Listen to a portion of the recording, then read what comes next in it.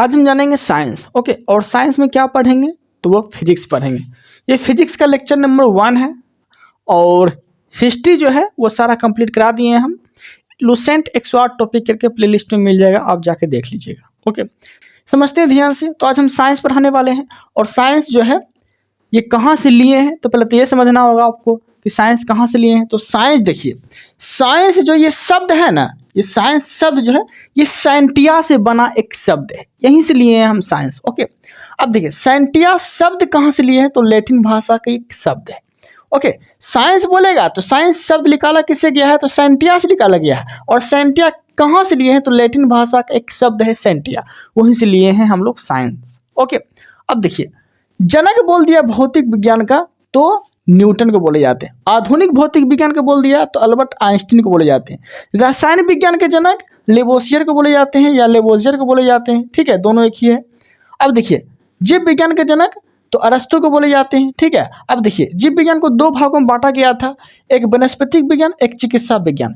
चिकित्सा विज्ञान के जनक हिप्पोक्रेटस, वनस्पति विज्ञान के जनक थियोफ्रेटस। ओके, चिकित्सा विज्ञान के जनक हिप्पोक्रेटस, वनस्पति विज्ञान के जनक थियोफ्रेटस। ओके, आगे देखते हैं भूगर्भ विज्ञान के जनक जेम्स हटन, खगोल विज्ञान के जनक कोपरनिकस, खगोल विज्ञान के जनक कोपरनिकस। अब देखिए फिजिक्स, यहाँ से टॉपिक आपका स्टार्ट हो जाता है, समझिएगा। भौतिक विज्ञान के जनक न्यूटन को बोले जाते हैं। न्यूटन का जन्म कब हुआ था 1643 में हुआ था। कहाँ पे हुआ था तो इंग्लैंड में हुआ था। कहाँ पे हुआ था इंग्लैंड में हुआ था। ओके, एकदम अच्छे से कंसंट्रेट करिएगा। ओके, अब देखिए न्यूटन का बुक पूछ लेगा आपसे, तो न्यूटन की एक बुक भी है, वो बुक का क्या नाम है तो वह है प्रिंसिपिया।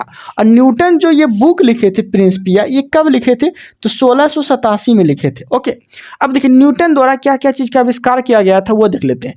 तो न्यूटन द्वारा जो है गति का नियम दिया गया था। ओके, कैलकुलस का खोज किया गया था, अवकल गणित ये दिया था नियम। ठीक है, कौन दिए थे तो ये न्यूटन दिए थे।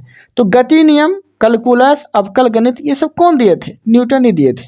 अब समझिएगा ध्यान से, ये क्या कहा था पृथ्वी के बारे में तो पृथ्वी सभी वस्तुओं को अपनी ओर आकर्षित करती है। पृथ्वी जो है सभी वस्तुओं को अपनी ओर आकर्षित करती है। जैसे कि ये हम मारकर ऊपर फेंके, आ गया ना हाथ में, तो ये जो क्या बोला है न्यूटन कि पृथ्वी की ओर कोई भी वस्तु आकर्षित करती है। तो यहीं पे यहाँ ये चीज़ बोला गया है, पृथ्वी सभी वस्तुओं को अपनी ओर आकर्षित करती है। ऊपर फेंकेंगे तो आप ही के पास आएगा, पृथ्वी के पास ही आएगा। ओके, अब समझिएगा ध्यान से। अब समझिएगा मापन एवं मात्रक के आधार पे आप समझिए, भौतिक राशि 2 प्रकार की होती है। मापन एवं मात्रक के आधार पर अगर पूछ लिया आपसे तो भौतिक राशि 2 प्रकार की होती है और क्या क्या चीज़ पढ़ना है वो देख लेंगे। तो भौतिक राशि 2 प्रकार की होती है, एक होती है परिमाण और दिशा के आधार पे। ठीक है, जिसमें कि आपको सदिश और अदिश पढ़ने को मिलेगा। ओके, और एक होता है मापक तथा मात्रक के आधार पे। ठीक है, मापक तथा मात्रक के आधार पे जो है इसे 3 भागों में बांटा गया है। तो देखिए भौतिक राशि 2 प्रकार की होती है। ओके, एक परिमाण और दिशा के आधार पे होती है जिसमें कि आपको सदिश और अदिश पढ़ना पड़ेगा। तो भौतिक राशि 2 होते हैं, अदिश और सदिश होते हैं। ओके, और मापन पद्धति के आधार पर देखेंगे तो 3 प्रकार से आपको देखने को मिलेगा। ठीक है, एक मूल राशि देखने को मिलेगा, एक व्युत्पन्न राशि देखने को मिलेगा, एक पूरक राशि देखने को मिलेगा। ओके, तो सारा समझिएगा ध्यान से, अच्छे से समझाने का प्रयास करेंगे। यहाँ से आपका चैप्टर स्टार्ट हो जाता है, यहाँ से आप जो है पूरी तरह से कंसंट्रेट बना के रखिएगा, तभी आप लोग को समझ में आएगा। देखिए अदिश राशि देखने वाले हैं, तो देखिए भौतिक राशि को 2 भागों में बांटा गया था ना, तो हम क्या पढ़ेंगे परिमाण और दिशा के आधार पर पढ़ने वाले हैं, जिसमें कि पहले हम अदिश राशि के बारे में जानेंगे। देखिए अदिश राशि, अदिश राशि किसे बोलेंगे जिसमें केवल परिमाण हो, जिसमें केवल परिमाण हो। ओके, और सदिश राशि किसे बोलेंगे जिसमें दोनों हो, परिमाण और दिशा दोनों हो। ओके, यहाँ तक कोई दिक्कत नहीं। तो पहले अदिश को निपटा लेते हैं कि अदिश राशि में कौन कौन आते हैं। ओके, देखिए अदिश राशि का एक ट्रिक बनाए हैं, वो ट्रिक के हिसाब से भी आप याद रख सकते हैं। देखिए अदिश राशि का ट्रिक क्या है, उस आद्यता को चाबी दो। ठीक है, उ से हो गया ऊर्जा, सो से हो गया समय, आ से हो गया आयतन, द्रो से हो गया द्रव्यमान, ता से हो गया ताप, को से हो गया कार्य, चा से हो गया चाल, पी से हो गया विद्युत धारा, दो से हो गया दाब। ठीक है, तो ये सब अदिश राशि के अंतर्गत आते हैं। ऊर्जा, समय, आयतन, द्रव्यमान, ताप, चाल, विद्युत धारा, कार्य, ये सब किसके अंतर्गत आते हैं तो अदिश राशि के अंतर्गत आते हैं। अदिश राशि के अंतर्गत और भी चीज़ आते हैं जो कि इस ट्रिक में तो नहीं बैठा, लेकिन यहाँ हम लिख दिए हैं। एक याद रखिएगा आप लोग, पृष्ठ तनाव, एक लंबाई, ये भी अदिश राशि के अंतर्गत ही आते हैं। अब देखिए सदिश राशि, सदिश राशि में क्या बताए थे, जिसमें दोनों हो, परिमाण और दिशा दोनों हो। ओके, तो सदिश राशि का भी एक ट्रिक बनाए हैं, वो ही याद रखिएगा। विषुवत बल, सदिश राशि का क्या है ट्रिक, विषुवत बल। ओके, अब देखिए विषु को पूरी तरह से लेना है, तो विषु से हो गया विस्थापन। ओके, ये सदिश राशि है। वो से हो गया वेग, ये भी एक सदिश राशि है। तो वेग में कई चीज आते हैं, तो जितना भी वेग लगा, जितना भी लास्ट में गो लगा रहे, ओके, तो याद रखिएगा वो सभी सदिश राशि के अंतर्गत आएंगे। ओके, आप समझिएगा, जैसे कि आवेग, ठीक है, कोणीय वेग, ये सब क्या है, तो एक सदिश राशि के अंतर्गत आते हैं। वेग, आवेग, कोणीय वेग, ये सभी सदिश राशि के अंतर्गत आते हैं। तो से क्या क्या हो गया, त्वरण, तीव्रता, विद्युत चुंबकीय की तीव्रता, ये सब सभी सदिश राशि के अंतर्गत आते हैं, सभी सदिश राशि के अंतर्गत आते हैं। अब देखिए बल खुद एक सदिश राशि है, तो वो से बल याद रखना ना आपको, और इसके जनक किसे बोले जाते हैं, तो न्यूटन को बोले जाते हैं। तो बल में बल आघूर्ण, जड़त्व आघूर्ण, ठीक है, ये सब क्या है, तो एक सदिश राशि है। ओके, यहाँ तक कोई दिक्कत नहीं, फिर से रिकॉल कर देते हैं। सदिश राशि उसे बोले जाते हैं जिसमें परिमाण और दिशा दोनों हो। तो ट्रिक क्या याद रखना है, विषुवत बल। ओके, विषु से विस्थापन हो गया, वो से वेग, आवेग, कोणीय वेग हो गया, तो से त्वरण, तीव्रता, विद्युत चुंबकीय की तीव्रता। अब बल से हो गया, एक तो बल तो खुदे है, और बल आघूर्ण और जड़त्व आघूर्ण आपको याद रखना है। ओके, और यहाँ तक कोई दिक्कत नहीं। आप समझते हैं मूल्य राशि, ठीक है, मूल्य राशि समझिएगा और यहाँ समझने का प्रयास करिएगा। भौतिक राशि दो प्रकार की होती है, तो अदिश और सदिश। अदिश और सदिश हम देख लिए, यहाँ तो कोई डाउट नहीं हुआ होगा। अब देखिए मापक तथा मात्रक के आधार पे हम पढ़ने जा रहे हैं, जिसमें कि पहले जानेंगे मूल राशि के बारे में। ओके, तो मूल राशि कितने प्रकार के होते हैं पहले वो समझते हैं। तो मूल राशि 7 प्रकार के होते हैं। ओके, कौन कौन होते हैं समझिएगा। लंबाई, द्रव्यमान, समय, ताप, विद्युत धारा, ज्योति तीव्रता, पदार्थ का मोल, ये सब जो है मूल राशि के अंतर्गत आते हैं, जो कि टोटल कितना है, तो 7 गो है। ओके, यहाँ तक कोई दिक्कत नहीं है। अब संकेत समझिएगा, इसके संकेत क्या क्या है। लंबाई को एल से डिनोट करते हैं, ठीक है, लंबाई को एल से डिनोट करते हैं। द्रव्यमान को केजी से डिनोट करते हैं, केजी से नापते हैं। ओके, समय को सेकेंड से नापते हैं, जिसे हम संकेत बोलेंगे तो एस से दर्शाते हैं। ताप का ऐसा ही मात्रक बोल दिया तो केल्विन से नापते हैं, ठीक है। विद्युत धारा का ऐसे मात्रक बोल दिया तो एम्पियर से नापते हैं। ओके, ज्योति तीव्रता का अगर बोल दिया मात्रक तो इसे किसे नापते हैं, कैंडला से नापते हैं। ओके, पदार्थ का मात्रा बोल दिया तो मोल से नापते हैं। ओके, यहाँ तक कोई दिक्कत नहीं। तो टोटल मूल राशि 7 गो है। क्या क्या बोले, लंबाई, द्रव्यमान, समय, ताप, विद्युत धारा, ज्योति तीव्रता, पदार्थ की मात्रा, ये सब जो है क्या है, तो मूल राशि है। ओके, यहाँ तक कोई दिक्कत नहीं, अच्छे समझ में आ गया होगा। लेकिन अगर आपको बीमा निकालना है, तो याद रखिएगा बीमा निकालने के लिए आपको तीनों चीज की आवश्यकता होगी, लंबाई, द्रव्यमान, समय, ठीक है। लंबाई को एल से डिनोट करते हैं, द्रव्यमान को मास, द्रव्यमान को क्या बोलते हैं, मास बोलते हैं ना, इंग्लिश में द्रव्यमान को मास नहीं बोलेंगे, तो मास को एम से डिनोट करते हैं। समय को क्या बोलते हैं, टी से डिनोट करते हैं, समय को टी से डिनोट करते हैं। ओके, आप समझिएगा ध्यान से, जैसे होता है ना MLT, होता है ना MLT, अब बाकी इन्वर्स 1, इन्वर्स 2 इस तरह से लगाया जाता है। तो सारा जो है बीमा ज्ञात करने के लिए लंबाई, द्रव्यमान, समय, ये तीनों चीज का प्रयोग हुआ जाता है, ठीक है, तीनों चीज का प्रयोग किया जाता है। यहाँ तक कोई दिक्कत नहीं है। ओके, अब क्या जानने वाले हैं, तो व्युत्पन्न राशि के बारे में जानने वाले हैं। ओके, अब समझिए व्युत्पन्न राशि किसे बोलते हैं। व्युत्पन्न राशि जो है वे राशि जिनको मूल राशि की सहायता से ज्ञात करे, वे राशि जिनको मूल राशि की सहायता से ज्ञात करे।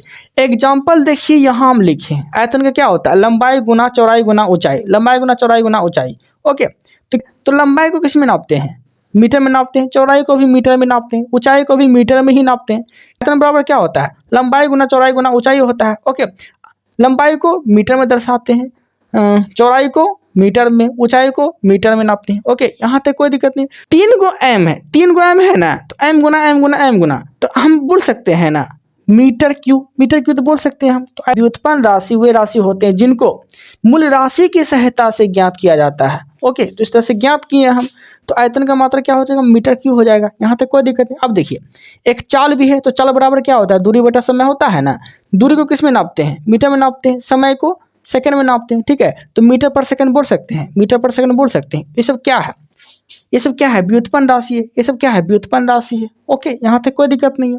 अब हम पूरक राशि के बारे में जानेंगे। यहाँ देखिए क्या क्या चीज़ हम देखें। मापक तथा मात्रक के आधार पे 3 प्रकार से बांटा गया है। ओके, जैसे कि मूल राशि देख लिए, व्युत्पन्न राशि देख लिए। अब क्या जानने वाले हैं, पूरक राशि जानने वाले हैं। तो पूरक राशि समझिएगा, पूरक राशि क्या होता है। एग्जाम्पल समझिएगा, जैसे कि समतल कोण। समतल कोण का सही मात्रक रेडियन, घन कोण का सही मात्रक स्टेरेडियन।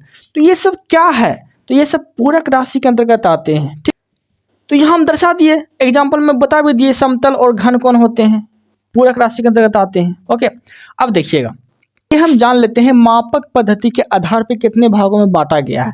ठीक है, आप समझिएगा ध्यान से। एक मिलेगा आपको CGS, एक मिलेगा आपको FPS, एक मिलेगा आपको MKS। ठीक है, एक मिलेगा SI। ओके, वो सारा जानेंगे। देखिए CGS का अर्थ क्या हो गया, C से हो गया सेंटीमीटर, G से हो गया ग्राम, S से हो गया सेकेंड। यहाँ तक कोई दिक्कत नहीं। CGS पद्धति को फ्रांसीसी पद्धति भी बोले जाते हैं। CGS पद्धति को फ्रांसीसी पद्धति बोलते हैं, जैसे बोलते हैं मीट्रिक पद्धति। ठीक है, CGS पद्धति को फ्रांसीसी पद्धति, मीट्रिक पद्धति दोनों बोले जाते हैं। ठीक है, जिसे बोलते हैं प्रणाली। FPS बोल दिया तो FPS को बोले जाते हैं ब्रिटिश पद्धति। अब देखिए FPS का अर्थ क्या हो गया, F से हो गया फुट, P से हो गया पाउंड, S से हो गया सेकेंड। ठीक है, इस सबको क्या बोले जाते हैं, तो ब्रिटिश पद्धति बोले जाते हैं। एक होते हैं MKS को ना इंजीनियरिंग क्षेत्र में इस्तेमाल किए जाते हैं। तो M से हो गया मीटर, K से हो गया kg, S से हो गया सेकेंड। ठीक है, ये सब इंजीनियरिंग क्षेत्र में काम आते हैं। एक होता है SI को ना इंटरनेशनल सिस्टम बोला जाता है, इंटरनेशनल सिस्टम। ओके, और इसे लागू कब किया गया था, 1971 में। इंटरनेशनल सिस्टम को, SI पद्धति को कब लागू किया गया था, 1971 में लागू किया गया था। ओके, यहाँ तक कोई दिक्कत नहीं है। अब देखिए आपसे क्वेश्चन पूछेगा त्रिक बिंदु। त्रिक बिंदु किसे बोलते हैं, त्रिक बिंदु जो है वे ताप, उसे बोलते हैं त्रिक बिंदु।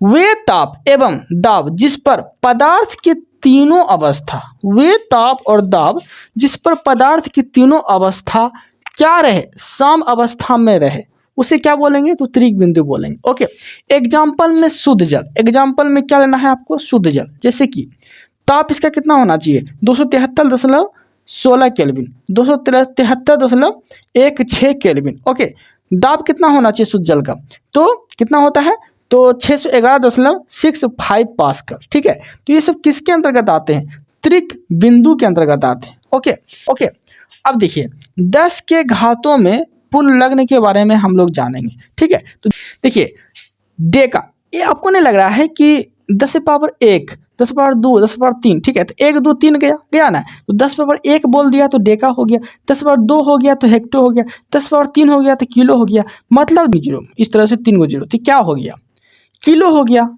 केजी हो गया, 3 जीरो तो 3 जीरो तो केजी, 1 जीरो तो डेका, 2 जीरो तो हेक्टो, इस तरह से बोल सकते हैं। आप समझिएगा ध्यान से, Deka 10 power 2, hecto 10 power 3, kilo हो गया। ओके, अब देखिए 3 तक तो अच्छे से आपको याद रखना पड़ेगा। अब 3 के बाद डायरेक्ट छलांग मारेगा, 3 3 3 3 3 करके छलांग मारेगा। देखिए छलांग मारेगा कैसे, देखिए 10 पावर 3 था, किलो हुआ, 10 पावर 6 लीजिए, 6 लेंगे तो क्या हो जाएगा, मेगा हो जाएगा। देख रहे हैं 3 3 बढ़ रहा है, 6 के बाद 9, 10 power 9 giga, 10 power 12 tera, 10 power 15 peta. Okay, 10 power 18 hexa, 10 power 21, 3 3 बढ़ रहा है, 10 power 21 zetta, 10 power 21 zetta. Okay, 10 power 24 yocto. ये सब क्या था, ये सब प्लस के घात में था, तो हम देख लिए। ठीक है, अब देखिए समझिएगा ध्यान से। अब देखिए माइनस में जानने वाले हैं। देखिए माइनस में 10 पावर 1 था तो क्या बोलते थे, डेका बोलते थे, लेकिन यहाँ आपको क्या बोलना है, डेसी बोलना है। 10 पावर -1 बोलेगा तो डेसी, और 10 पावर खाली 1 बोलेगा तो डेका। यहाँ पे देखिए डेका है 10 पावर 1, यहाँ 10 पावर -1 है तो डेसी हो जाएगा, 10 पावर -2 है तो सेंटी हो जाएगा, 10 पावर -3 है तो मिली हो जाएगा। तो 1 2 3, 1 2 3 आ गया। अब देखिए छलांग मारेगा, 3 3 करके छलांग मारेगा। देखिए जैसे कि 10 पावर -6 माइक्रो हो जाएगा, 10 पावर -9 नैनो हो जाएगा, 10 power -12 pico, 10 power -18 ecto.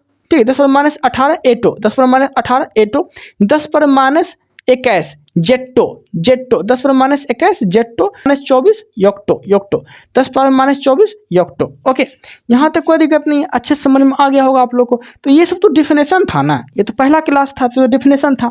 Okay, जो भी समझने वाला चीज़ होगा तो वो हम अच्छे से समझाएंगे, बताएंगे।